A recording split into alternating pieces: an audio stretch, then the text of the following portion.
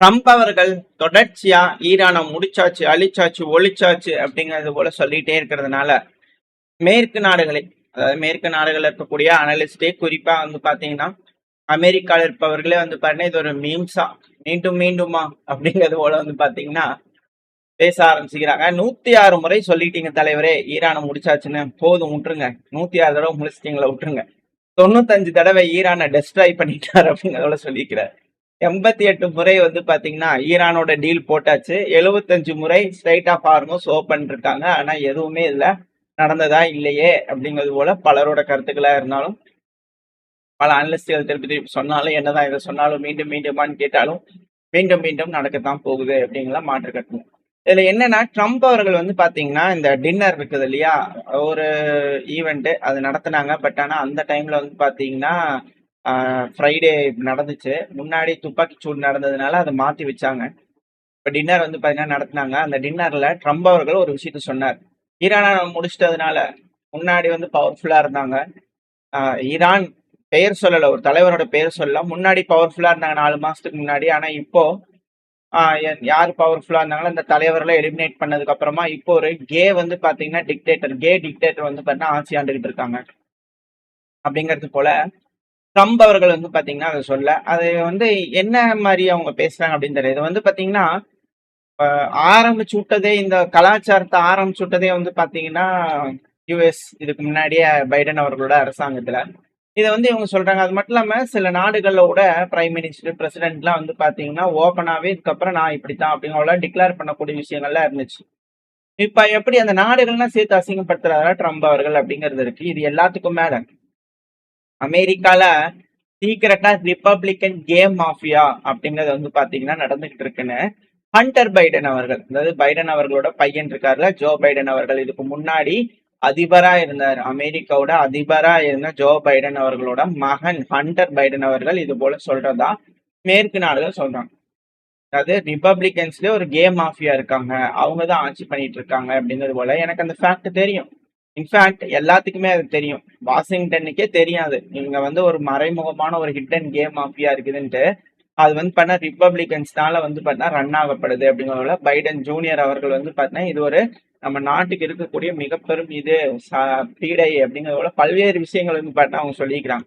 So அதனாலதான் வந்து பண்ணா யூஎஸ் பாலிசிலேயே வந்து பாத்தீங்கன்னா பீப்புளை இன்ஃப்ளூயன்ஸ் பண்ணி அது போல ஹோமோசெக்சுவாலிட்டி இது மாதிரிலாம் வந்து பாத்தீங்கன்னா செய்யறதுக்கு தூண்டுறாங்க அப்படிங்கிறது ஒன்னா பல்வேறு விஷயங்களை அவர் வந்து பேசியிருக்காரு. அது இதுக்கு மேல நம்ம போனோம்னா அது கொஞ்சம் நல்லா இருக்காது. ஸோ அதனால நம்ம மேம்போக்கா வந்து பண்ண சொல்லிட்டு போயிட்டாங்க.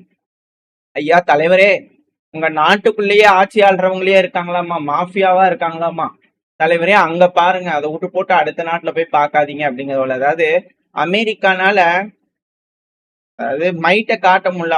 அதாவது எப்படின்னா ஒரு பழமொழி இருக்கும் இல்லையா, செய்ய முடியாதவங்க வாயில வந்து பாத்தீங்கன்னா வாய்ச்சாவடால் வாயில என்ன வேணா சொல்லி அசனம், அந்த மாதிரி ஆயிடுச்சா அப்படிங்கிற ஒரு கேள்விகள் வருது. இந்த குழந்தைங்கள்லாம் சண்டை பிடிக்கும் போது நீ இப்படி நான் அப்படி இப்படிங்க பேசிக்குவாங்க, அந்த மாதிரி எல்லாம் இருக்கு இப்படி அப்படிங்கிறது போல இருக்கு.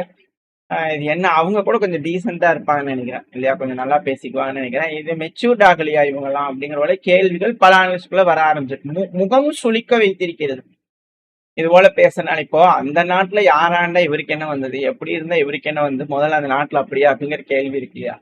அது வந்து இவங்க என்னமோ போய் உட்காந்து ஆள் எங்க இருக்கிறாருன்னு தெரியல, இவங்களுக்கு கண்டுபிடிக்கிறதுக்கு வழி இல்லை. ஆனா அவர் இப்படின்றது மட்டும் கண்டுபிடிச்சிட்டு வந்துட்டாங்களாமா, எங்கேயோ போய் உட்காந்து விளக்கு பிடிச்சிட்டு வந்துட்டாங்களா அப்படிங்கிற கேள்விகள்லாம் வந்து பண்ண மாறி மாறி இணையதளத்துல கேட்டுக்கிறாங்க. இதுக்கெல்லாம் பதில் சொல்லவே முடியாது. பட் இருந்தாலும் பரவாயில்ல, இது போல அசிங்கமான விஷயங்கள் நடந்து கொண்டுதான் இருக்கிறது. இது மட்டும் இல்ல, சேட்டலைட் இமேஜஸ் எல்லாம் வர ஆரம்பிச்சிருந்தது இல்லையா, அமேசானோட வெப் சர்வீஸ் பெக்ரீன்ல வந்து பார்த்தீங்கன்னா போட்டாங்க டேட்டா சென்டர் மேல.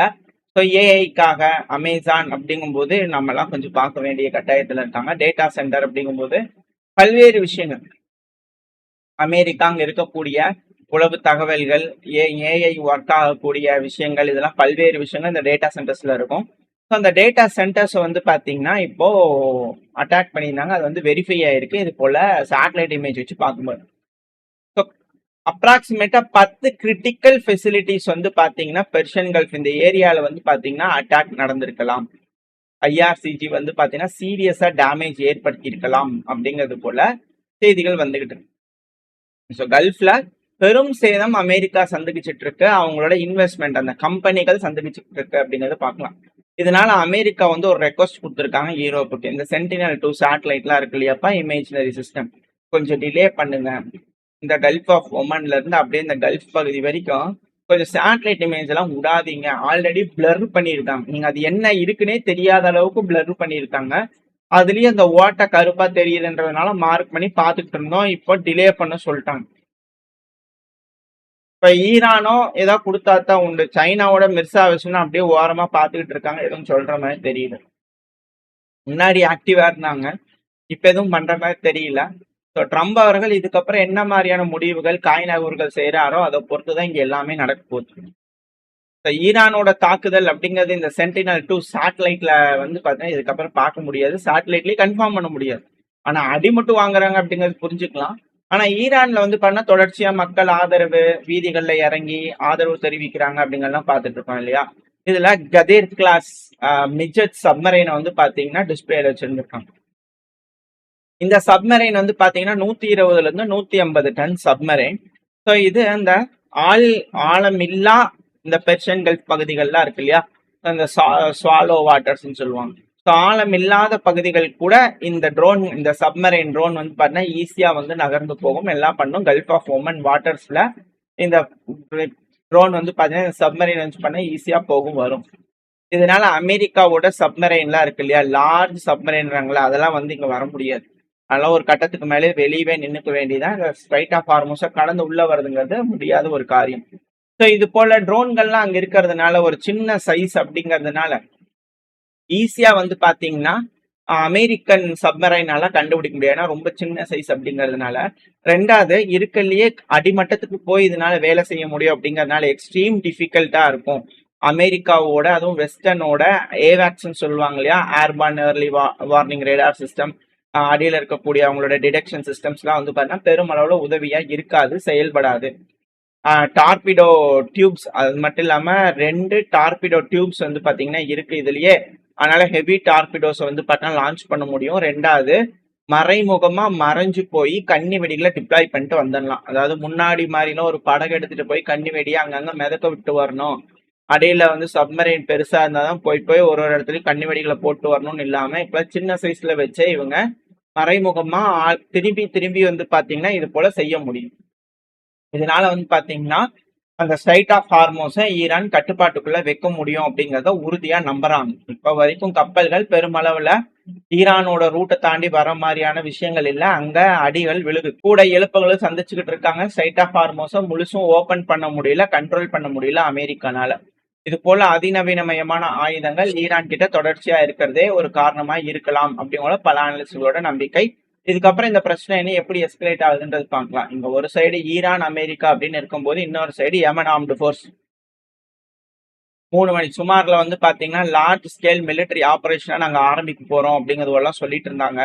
இதுல அல் ராய்னா டிஸ்ட்ரிக்ட் அப்படிங்கிறது போல ஒரு பகுதி, வடக்கு யமன் இருப்பாங்க இல்லையா, சோ அவங்கதான் சவுதி ஆதரவு பெற்ற படை. தெற்கு யமனை ஃபுல்லா முடிச்சதுக்கு அப்புறமா வடக்கு யமன் வந்து பாத்தீங்கன்னா இப்போ யமன் ஹவுதிஸ்க்கு எகெயின்ஸ்டா நின்றுட்டு இருக்காங்க. இப்போ வடக்கு யமனை சேர்ந்த ப்ரோ பிரசிடென்சியல் லீடர்ஷிப் கவுன்சில் இருப்பாங்களா, ட்ரைபல் அல் முகமது, அவங்க வந்து பண்ண தொடர்ச்சியா இந்த ஹவுதிகளோட கட்டுப்பாட்டுக்குள்ள இருக்கக்கூடிய பகுதிகள், அந்த ஓப்பனா டெசர்ட் இருக்கும்ல அந்த ஏரியால வந்து பார்த்தா நோக்கி முன்னேறிக்கிட்டு இருக்காங்க படைகள் அப்படிங்கிற செய்திகள் வருது. ஸோ வடக்கு யமன் ஹவுதிஸ் எதிர்பார்த்த பேட்டில் இங்க ஆரம்பிக்குது செங்கடல்ல. இதுக்கப்புறம் என்ன மாதிரியான விளைவுகள் ஏற்பட போகுது? எஸ்கலேஷனுக்கு எஸ்கலேஷன், இருதரப்புலையும் மாறி மாறி அட்டாக்ஸ் எல்லாமே நடந்துகிட்டு இருக்கு.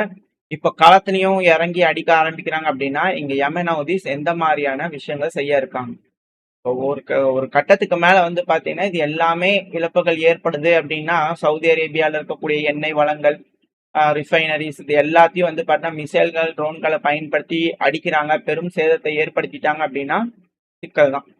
இத யமன் ஹவுதிஸ், சவுதி, ஈரான், இந்த கல்ஃப் நாடுகள் எப்படி இதை ஹேண்டில் பண்ண போறாங்க அப்படிங்கறது பார்க்கலாம். ஏன்னா நம்ம ஆல்ரெடி சொன்ன மாதிரிதான் ரஃபா 50% எண்ணெய் உற்பத்தி திறன், சப்ளை திறன் வந்து பாத்தீங்கன்னா இப்போ கேள்விக்குள்ளா இருக்கு. ஒரு சைடு உக்ரைன் அடிக்கிறாங்க, இன்னொரு சைடு கல்ஃப் நாடுகளே மாறி மாறி அடிச்சுக்கிறாங்க. இதனால பாதிப்படைகிறது அதிகப்படியா ஏசிய நாடுகளா இருக்கும்.